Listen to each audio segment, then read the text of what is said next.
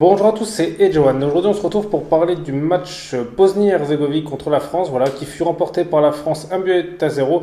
Donc, ce fut un match quand même un peu moins ennuyant que contre le Kazakhstan, mais on va dire que c'était pas fameux non plus. Donc voilà, je vais revenir en détail sur ce match. Donc la première mi-temps, on va dire, c'était un peu comme toute leur première mi-temps à l'équipe de France sur ces trois matchs, c'est-à-dire qu'ils ont commencé assez fort. Voilà, ils ont eu pas mal de, ils ont eu quelques occasions, on va dire, devant le but. Voilà, ils ont se procuré quand même quelques actions de jeu.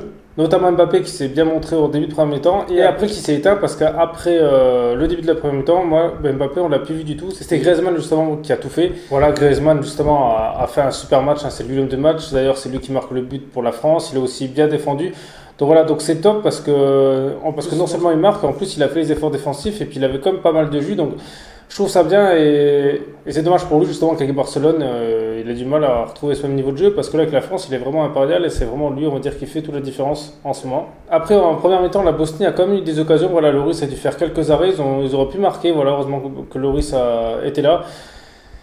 Donc c'était bien parce qu'au moins ça change un peu justement de l'Ukraine et du Kazakhstan. C'est une équipe justement qui joue un peu plus, qui avait un peu plus de jeu technique, mais là même si ça reste assez faible, voilà au final la Bosnie, le problème c'est qu'ils ont Dzeko et Pjanic, mais c'est des joueurs qui vieillissent quand même, donc leur niveau baisse aussi, mais sinon c'est comme, mais ils ont quand même gardé leur bon niveau de jeu, c'est pour ça que ça a posé quelques petits problèmes à l'équipe de France. Voilà, après en première mi-temps c'est tout ce qu'il y a eu, voilà, il n'y a pas eu grand chose, la France s'est un peu éteint vers la fin de la première mi-temps. Ensuite la seconde mi-temps, bah, justement c'est là que la France a marqué grâce à un centre de Rabiot et une tête du Griezmann, voilà, ça faisait partie des dernières occasions que la France a eues parce qu'ils n'ont pas eu énormément d'occasions en deuxième mi-temps. Juste après ce but, on va dire, ça a créé un peu plus d'espace, donc ils jouaient plus en contre.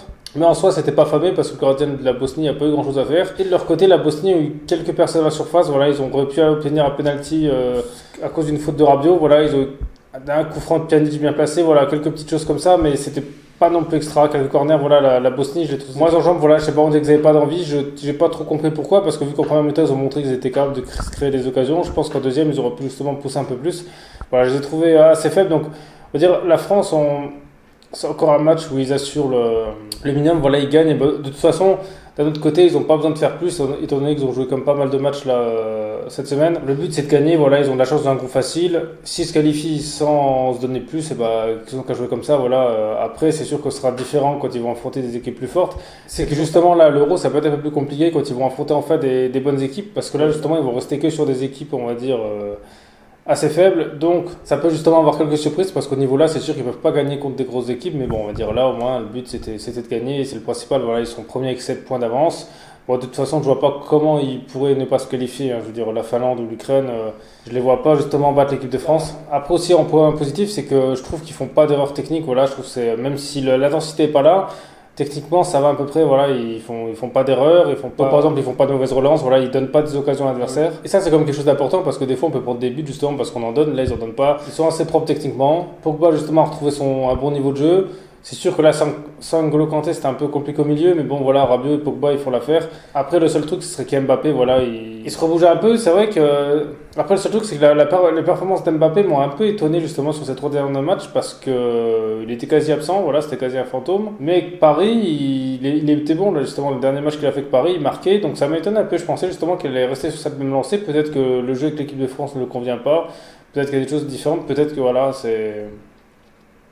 Parce que Paris, justement, il restait sur des très bons matchs. Donc voilà. C'est un peu l'inverse de Griezmann. Autant Griezmann avec Barça, c'est pas extra. Autant Mbappé, c'est la même chose avec la France. Mais bon, après, voilà, je pense qu'il aura tout le temps de briller durant l'Euro. Donc voilà, après, sinon, sur son match, hein, à part ça, il n'y a pas eu grand chose. C'est que le terrain était pas extra. Mais bon, après, c'est la même pour les deux équipes. Donc ça, encore, on peut pas trop dire que c'est à cause de ça que le jeu est pas bon. Pour moi, c'était plus l'intensité, hein, que ce soit de l'équipe de France ou de la Bosnie. C'est vrai que je trouve ça un peu bizarre qu'on dirait qu'en Liga, limite, il y a plus d'intensité, par exemple, que là en match pour la Coupe du Monde.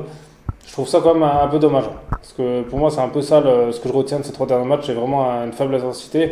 Après, voilà, c'est des choses que vous n'êtes pas d'accord avec moi ou j'ai oublié sur ce match, ben voilà, dites-le moi dans les commentaires.